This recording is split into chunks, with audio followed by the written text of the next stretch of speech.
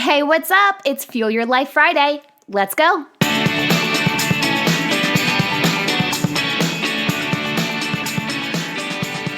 TGIF, are you ready to fuel your life? What better way than with tips and tricks that'll save you money when you travel? Okay, so to be real, I have more money-saving tricks than I can outline in this short episode. So what I'm going to do is just outline two main categories, air and accommodation. So let's start with air travel. There's always that insider tip that Tuesdays are the cheapest day to book your travel, and in my experience, it's actually generally pretty true. That's not to say that I haven't scored a great deal on a Wednesday or a Thursday, but typically flight prices do surge on the weekend, so somewhere in the middle of the week is definitely best. The cheapest round-trip flight I have ever had was round trip from Florida to Maryland for $30. Yep, $15 each way. It actually cost me more to get to the airport than it was to actually fly. I flew Frontier Airline and I only carried a backpack. I've been able to score dozens of stupid cheap flights just like this from Frontier Air as well as Spirit Air over the past 5+ years. Now, neither of these airlines are the most spacious of airlines, and they do upcharge you for just about everything. So if you're going to choose these providers, I tend to only choose them when I don't have a layover, if the flight is less than 5 hours in length, and I can compile everything I need into a backpack when it comes to luggage. That is a task in itself, and let me tell you, I'm a master packer in that respect. There is no such thing as free snacks on these flights, so bring your own or be prepared to pay. Frontier does allow free cups of water, but Spirit charges for water. I got that rude awakening on my last flight home from Pittsburgh.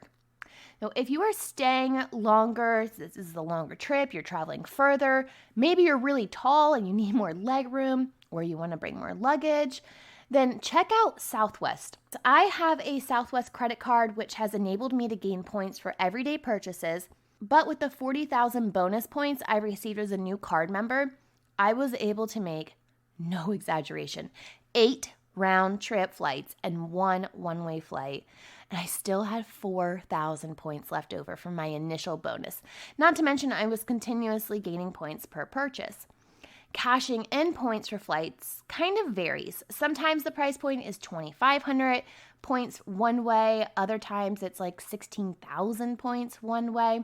I've noticed that it's lower in point price the further out that you book. I do have a link on the MindBizLife website under MindBizLife favorites. So if you sign up for a Southwest credit card using my link, you get your 40,000 new member points. Plus, we each get an additional 10,000 miles. That's like basically a round-trip flight. Even if you don't want the card. I understand if you're not a credit card person, don't need another credit card. Southwest is still my airline of choice. You get to pick where you sit. You can cancel with a free refund up until like a few hours before your flight. I'm telling you, almost no other airline offers that. You can bring a personal item and a carry-on item onto the plane without any extra charge. Plus, you get snack and a drink. Southwest often has flight sales starting at $59 each way, so just keep your eye on that. When you're checking for flights, I personally like to use google.com/flights. Just for convenience. Now, this does not show Southwest flights on it, so you'll need to check southwest.com independently, but I like to search for the flight on google.com/flights this way, and then I book through the airline website. When I'm looking at the Google version, it's just showing me all of my options for that time and different airlines and their price point. Now, this is solely a personal preference that I book through the airline provider's website. I know others who like to use Priceline and other sites like that, but it's just my personal preference to go straight through the airline. Okay, accommodation. There are tons of good websites for accommodation, but I have found value in choosing one that has a good rewards program and sticking with it. My preferred choice for booking hotels is hotels.com.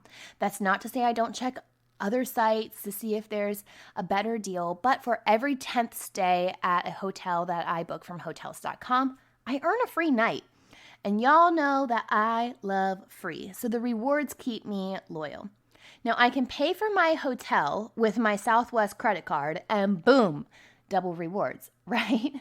Hotels.com is also really awesome because some hotels have this book now, pay later, and offer free cancellation. Those are actually my keywords when I'm booking for anything. I love free cancellation, and pay later is like almost a necessity.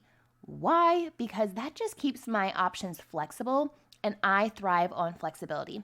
A few weeks ago, this came in hand when we had originally had a hotel booked for a trip, but then I realized that we could get a better deal. We were paying less and getting more with an Airbnb. Which leads me to my next favorite, Airbnb.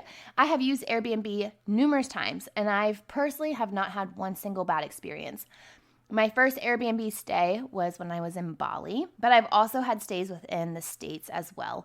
Most of the ones I've been in are not people's everyday homes, but they're more like an income property with a very homey feel.